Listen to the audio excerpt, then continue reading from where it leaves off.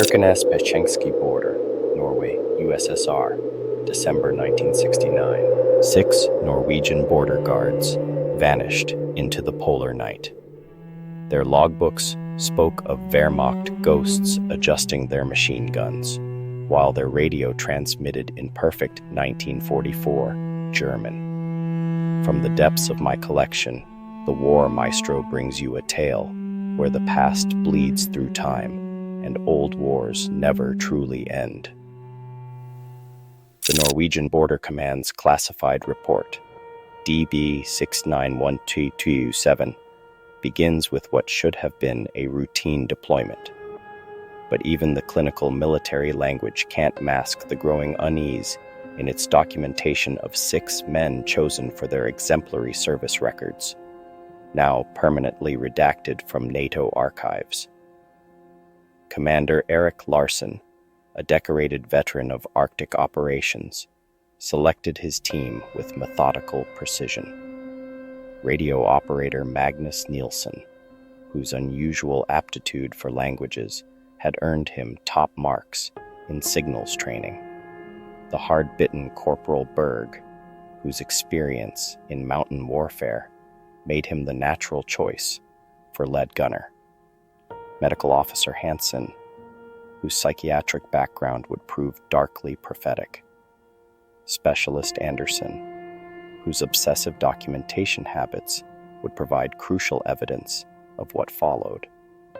And Private Eriksson, the youngest, whose sensitivity to his surroundings would be both gift and curse. Their mission: man, observation. Post 23, along the Soviet border during the polar night period. 2 MG3 machine gun crews, 6 men, and 3 months of darkness, broken only by the shifting auroras above. The initial equipment inspection revealed everything in perfect order. 2 MG3 general-purpose machine guns mounted on tripods, their barrels freshly cleaned and oiled. Each Polka sled carried 3,000 rounds of 7.62mm NATO ammunition, carefully wrapped to prevent ice formation. The men constructed their snow pits with methodical precision, insulating them with birch branches and reindeer skins.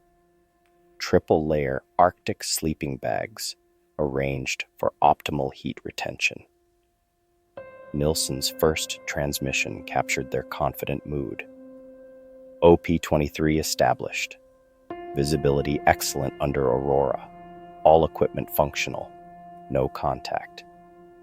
The timestamp reads 1969 to 12 to 15, 247 hours.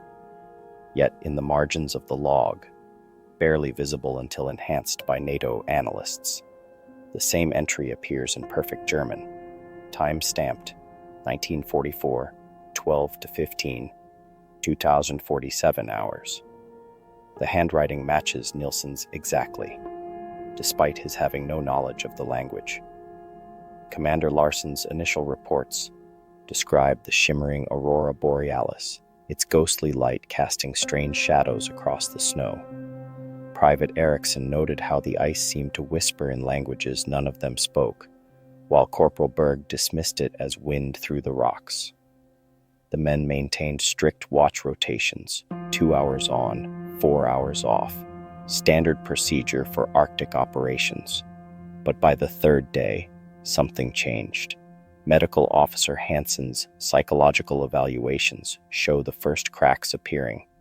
The unit's logbook reveals increasing irregularities. Time entries begin to overlap. Equipment inspections list both MG3s and their World War II predecessor, the MG42. The men's service records start showing impossible dates of enlistment, some predating their own births. What happened at Observation Post 23 would force NATO to question everything they thought they knew about the nature of time, memory, and the thin line between past and present in places where too much blood has soaked into frozen ground. Specialist Anderson's obsessive documentation would prove invaluable as reality began to slip. His December 18th photographs started routinely enough: standard defensive positions, equipment status, patrol patterns. But the timestamp anomalies appeared first. Digital chronometers showing dates from 1944, overlaid with 1969, each exposure perfectly clear, despite the technology being decades apart. The morning's perimeter check revealed the first physical impossibility: 3 sets of boot prints in the fresh snow, each matching their Norwegian Army winter boots, yet walking backward as if rewinding through time. Medical Officer Hansen observed how Private Eriksson traced the prints with trembling fingers, muttering about temporal erosion patterns, a term found nowhere in his psychological training, but appearing repeatedly in classified Wehrmacht documents about the region. Corporal Berg's equipment log details the next incident with his characteristic precision. At 0300 hours, during standard maintenance, the MG3's receiver began showing patches of bluish-gray Wehrmacht paint beneath the modern finish. Like watching rust in reverse, he wrote, his normally steady handwriting growing erratic. When photographed, the weapon appeared as an MG42, complete with unit markings from the 6th Mountain Division's last stand in 1944. Berg's technical expertise recognized modifications he'd never learned, his hands moving with muscle memory he couldn't explain. Commander Larson noticed how radio operator Nilsson's behavior shifted during transmissions. His fingers would dance across the modern equipment, then suddenly adjust for knobs and dials that hadn't existed for decades. During one haunting broadcast, Nilsson delivered a perfect weather report in Russian, followed by German, then Norwegian, each version describing slightly different atmospheric conditions, as if reporting from 3 distinct moments in time. The aurora's patterns evolved too, forming configurations that matched declassified Wehrmacht signal flares from the Petsamo-Kirkenes offensive. Private Eriksson, whose sensitivity to environmental changes had made him an excellent scout, began mapping these lights. His charts revealed disturbing correlations, each pattern corresponding to documented battles, the lights replaying strategic communications from decades of conflict. Most chilling were the equipment manifestations. Every morning, their ammunition count remained exactly 3,000 rounds, despite clear evidence of nighttime firing. Corporal Berg's meticulous ballistics analysis revealed the impossible: shell casings bearing manufacturing stamps from 1969 and 1944, showing identical wear patterns, as if the same round had been fired twice across decades.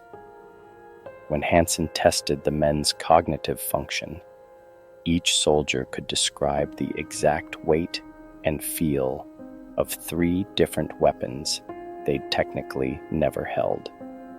An intercepted Soviet transmission, translated by Nilsson in one of his increasingly frequent episodes, suggested their border guards were experiencing similar phenomena. Their reports described hearing Norwegian and German radio chatter simultaneously, finding shell casings that seemed to age or modernize before their eyes. Both sides began to wonder if the Cold War had merely overlaid something older, something that had never truly ended in these frozen wastes. December 20th marked the beginning of their collective descent. Commander Larsson's log details the first microsleep episodes, his tactical observations giving way to increasingly disturbed notes about his men's behavior. Private Eriksson's heightened sensitivity made him the first to break. During his watch, Larsson found him standing rigidly beside his MG3, eyes fixed on nothing, hands moving through loading drills from 3 different armies simultaneously. Medical Officer Hansen's clinical detachment crumbled as he documented the spreading phenomenon. Each man began experiencing identical episodes, their bodies operating on muscle memory from wars they'd never fought. Corporal Berg, despite his hardened exterior, reported watching his own hands field strip his MG3 using Wehrmacht techniques he'd never learned, reassembling it into configurations that shouldn't have been possible with modern parts. The physical demands of Arctic operations accelerated their psychological deterioration. Radio operator. Nielsen's logs capture the strain of hauling the polkas through deep snow, 2 men pulling, 1 pushing, until their lungs burned with each breath. But within his precise notations, something darker emerged. The equipment weights began varying impossibly between entries, as if the sleds were carrying ammunition for 3 different wars simultaneously. Their sleeping patterns shattered next. Hansen's medical records detail identical nightmares, striking all 6 men simultaneously, discovering their own frozen corpses in Wehrmacht uniforms beneath the drifts, the bodies arranged in textbook German defensive positions. More disturbing still, each man could accurately recall the other's dreams, describing details from perspectives they couldn't have shared. The unit's coherence fractured further as they began documenting each other obsessively. Specialist Anderson's camera clicked constantly, capturing his companions during sleep shifts. The developed images revealed haunting inconsistencies. Soldiers appearing in positions they never remembered, wearing pieces of World War II gear that vanished upon waking.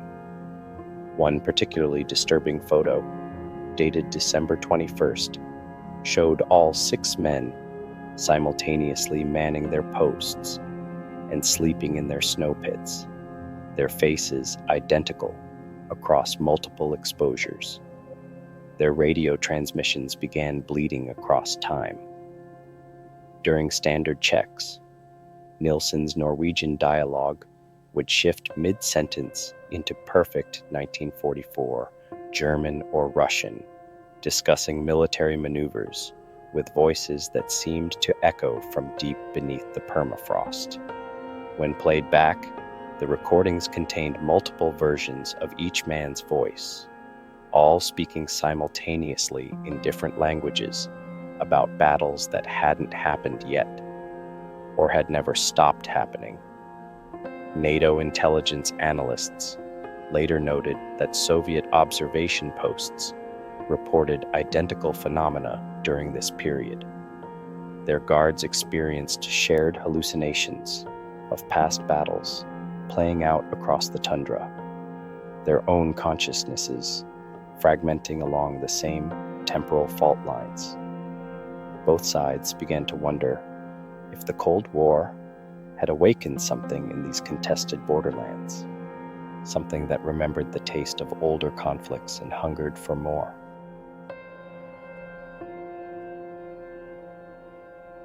Time itself began to fracture as December 22nd bled into the 23rd, or perhaps it folded back on itself, becoming a Mobius strip of eternal conflict.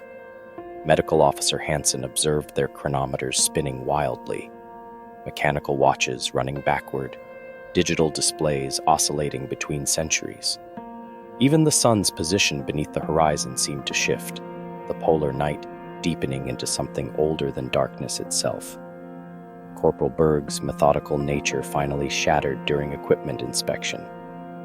His hands shook as he documented how each MG3 kept transforming, the metal itself seeming to remember other shapes it had worn. The weapons aren't changing, his report reads. They're remembering. Every configuration they've ever held, every round they've ever fired, every kill they've ever made, it's all happening at once. Private Ericsson's sensitivity to his surroundings became unbearable. He began mapping patterns no one else could see, temporal fault lines where reality wore thin. His sketches showed overlapping battlefields, Norwegian defensive positions merging with Wehrmacht fortifications and Soviet advance routes, all occupying the same space across decades. Each drawing matched classified historical records with impossible accuracy. Radio operator Nilsson's transmissions revealed the horror of their temporal displacement. During routine checks, his consciousness would fragment across 3 time streams, each version of himself reporting to a different command structure. NATO surveillance recordings capture these splits in chilling detail.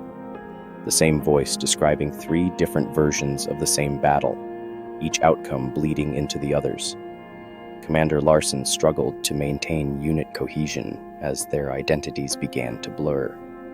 His log describes how each man started exhibiting perfect muscle memory for military drills they'd never learned, their bodies remembering deaths they hadn't died yet.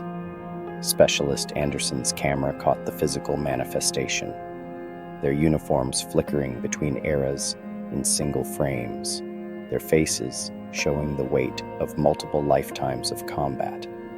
The breaking point came during the aurora's peak.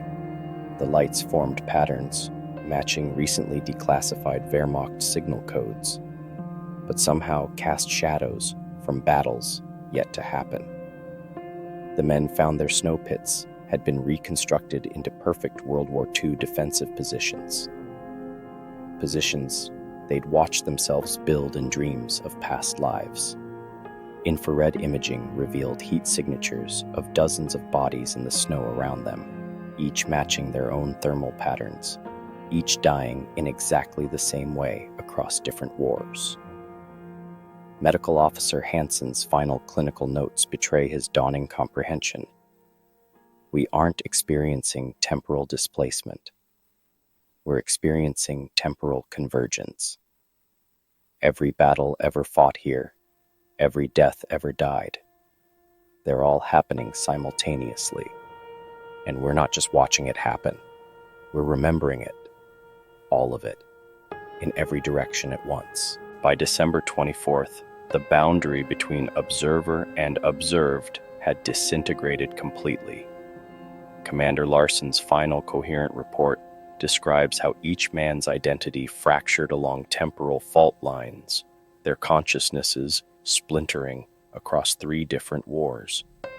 The unit's radio transmissions became a haunting chorus, 6 voices speaking simultaneously in 3 languages, each describing the same death from different decades.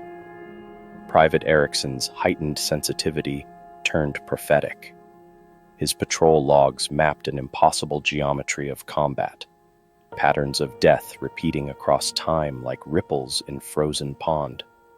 "The ground remembers," he wrote, his normally flowing script degrading into 3 distinct hands. "It remembers every bullet impact, every fallen soldier, every last breath frozen in the air. And now we're remembering too." Specialist Anderson's camera captured the physical manifestation of their temporal dissolution. Each frame showed the men occupying multiple positions simultaneously, their forms blurring between Norwegian present, Wehrmacht past, and Soviet futures that hadn't happened yet. More disturbing were the clear images, perfect compositions showing battles that existed outside of linear time, each man dying and living and fighting in an eternal moment. Medical Officer Hansen's clinical detachment finally crumbled as he documented their collective psychological break. His notes describe how sleep became impossible, not from fear, but from the terrible knowledge that their dreams were memories of deaths they'd already died. The men's vital signs showed 3 distinct patterns operating simultaneously, their bodies somehow surviving experiences spread across decades of warfare. Corporal Berg's weapon logs reveal the horrifying progression.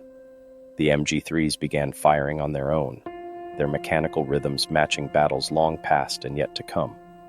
Each inspection showed parts that couldn't exist simultaneously, components from 3 different eras functioning in impossible harmony. The guns themselves seemed to exist in multiple states at once, each configuration deadly accurate for wars separated by decades. Radio operator Nilsson's final transmission shattered any remaining doubts about their situation. His voice shifted seamlessly between Norwegian, German, and Russian as he reported, "We've found the graves, our graves, from every war fought here. The ice preserved everything, our bodies, our memories, our deaths. We're not experiencing flashbacks. We're experiencing convergence, every version of us, from every war, bleeding together into one eternal moment of combat." The unit's last coherent log entry, written in 3 languages simultaneously, confirms their terrible realization. The guns remember, because they've always been here, witnessing every death, recording every battle, and now we remember too, not just our own experiences, but every soldier who ever died here. We are them, they are us, and in this endless night, we're all still fighting, dying, and being reborn in an endless cycle of frozen conflict. After 72 hours without sleep, the men of Observation Post 23 mounted their final resistance against time itself. Private Ericsson's patrols began marking defensive positions that hadn't been established yet, his boots leaving tracks that somehow preceded his steps. Each time he returned to report, he spoke of watching himself die in 3 different uniforms, each death more real than his current existence. Specialist Anderson's camera captured their desperate attempts to maintain temporal cohesion. Commander Larson ordered the destruction of their MG3s, hoping to sever whatever link connected them to the past. But the weapons refused to stay dismantled. Each time they scattered the parts, they'd find them reassembled in historically accurate positions, surrounded by shell casings that bore manufacturing dates from 3 different decades, all showing identical wear patterns from the same impossible shots. Medical officer Hansen's final psychological evaluations revealed the full horror of their situation.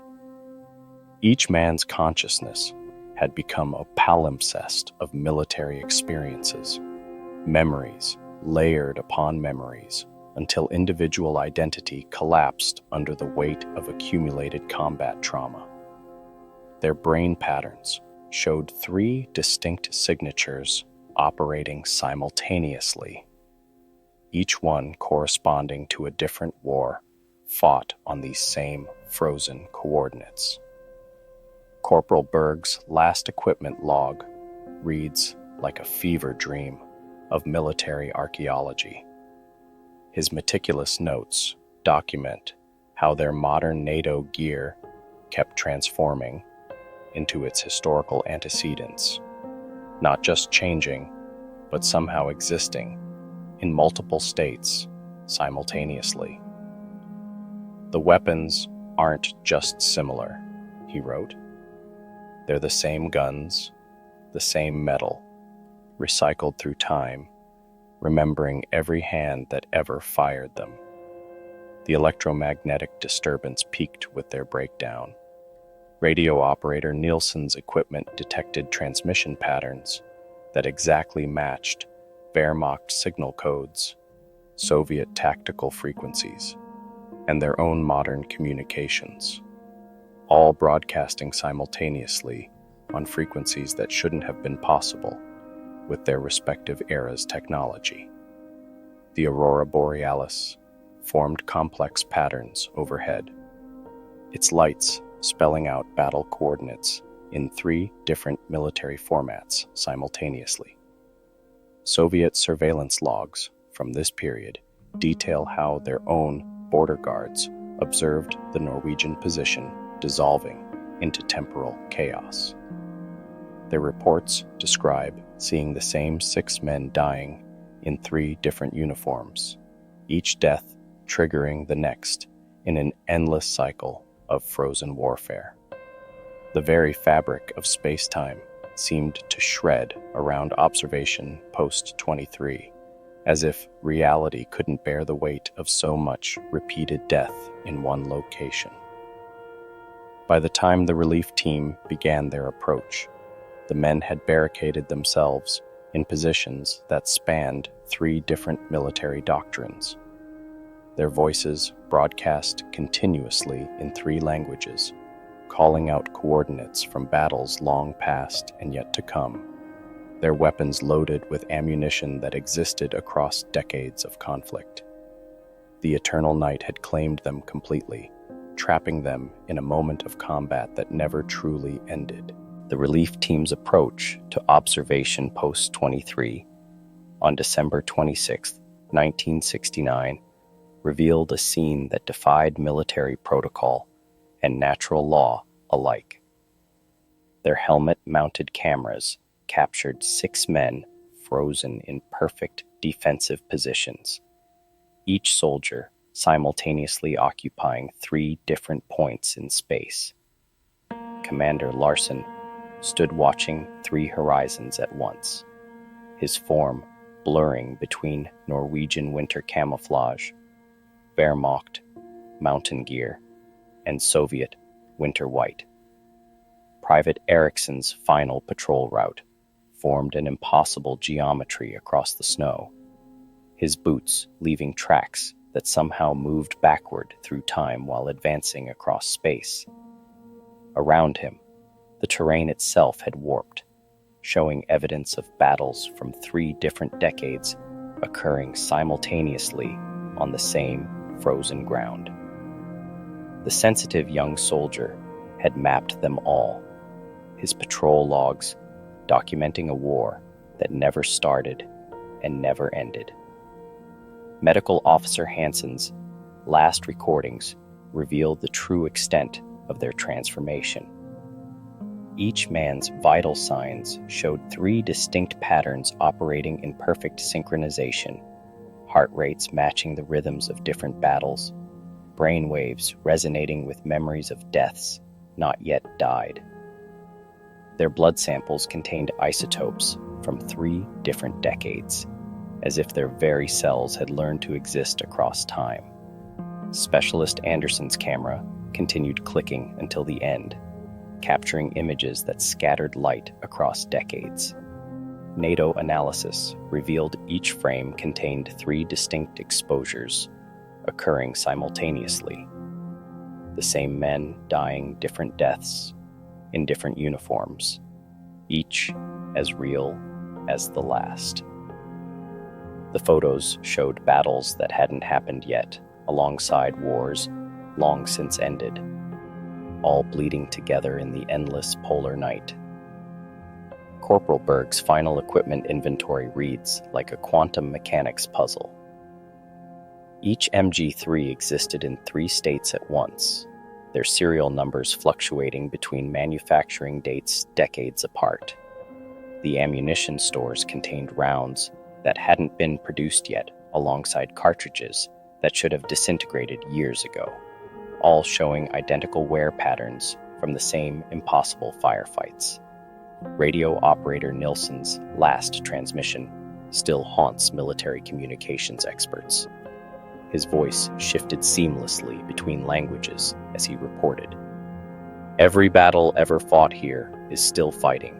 Every death ever died is still dying. The ice doesn't just preserve our bodies, it preserves moments, freezes time itself until past, present, and future become one eternal instant of combat. NATO's official investigation remains classified, but leaked documents reveal their chilling conclusion. Observation Post 23 had become a temporal wound where the boundaries between timelines had worn catastrophically thin.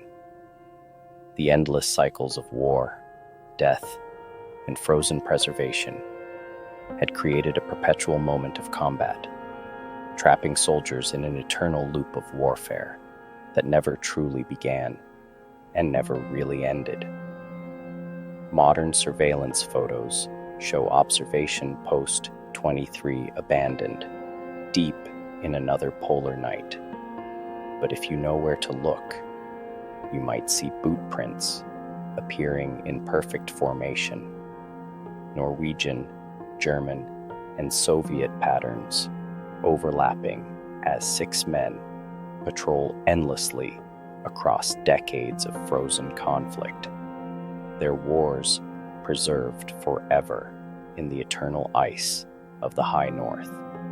If this tale from the War Maestro's archive has left you questioning time itself, consider joining our classified briefing network.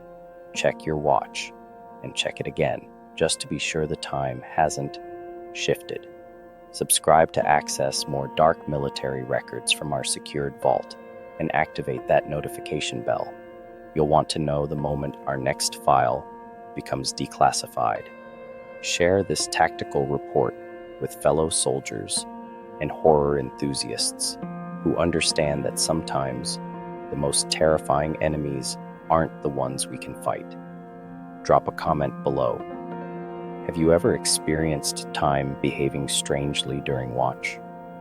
Perhaps you've encountered equipment that seemed to remember more than it should. Or maybe you have your own unexplained incident from your service to share. Remember, in the eternal night of the high north, some posts are still manned, some battles are still raging, and some soldiers are still on eternal watch.